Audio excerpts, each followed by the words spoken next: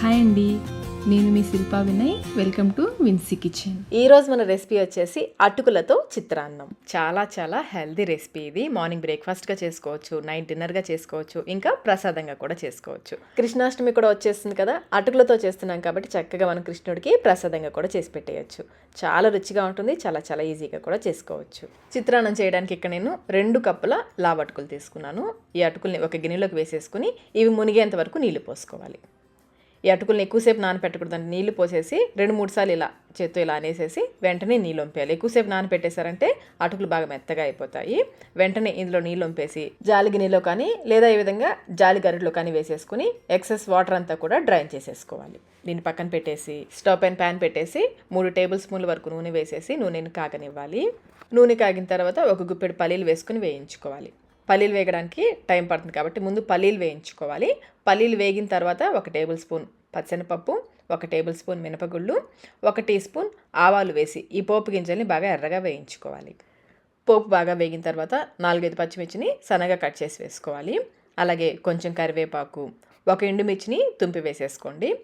1/2 tea spoon పసుపు కూడా వేసేసి పచ్చిమిర్చిని బాగా వేయించుకోవాలి. పచ్చిమిర్చి కొంచెం తెల్లగా అవుతుంది, అప్పటి వరకు మధ్య మధ్యలో కలుపుకుంటూ వేయించుకోవాలి. పచ్చిమిర్చి కూడా వేగిన తర్వాత 1/2 కప్పు పచ్చి కొబ్బరి తురుము వేసుకుని ఈ కొబ్బరి కమ్మటి వాసన వచ్చేంత వరకు లో ఫ్లేమ్లో వేయించుకోవాలి.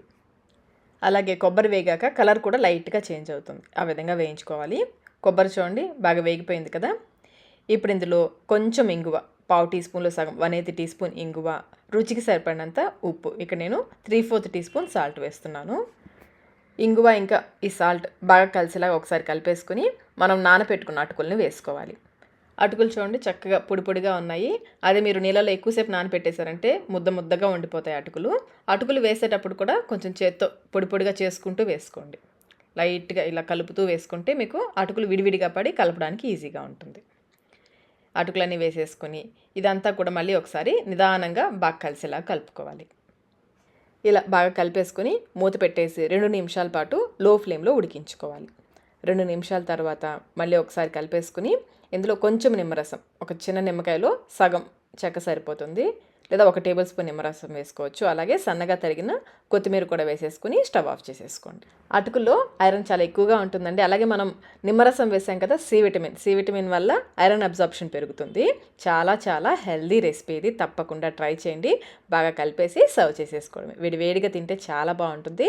బ్రేక్ఫాస్ట్గా చేసుకోవచ్చు, డిన్నర్గా చేసుకోవచ్చు, ఇంకా ప్రసాదంగా కూడా చేసుకోవచ్చు. మరి ట్రై చేసి మీకు టేస్ట్ ఎలా అనిపించిందో మాకు కమెంట్ రూపంలో తెలియచేయండి. వీడియో నచ్చినట్లయితే లైక్ చేయండి, మీ ఫ్రెండ్స్కి ఫ్యామిలీ మెంబర్స్కి షేర్ చేయండి. మన ఛానల్ని ఫస్ట్ టైం చూస్తున్నట్లయితే సబ్స్క్రైబ్ కూడా చేసుకోండి. Thank you.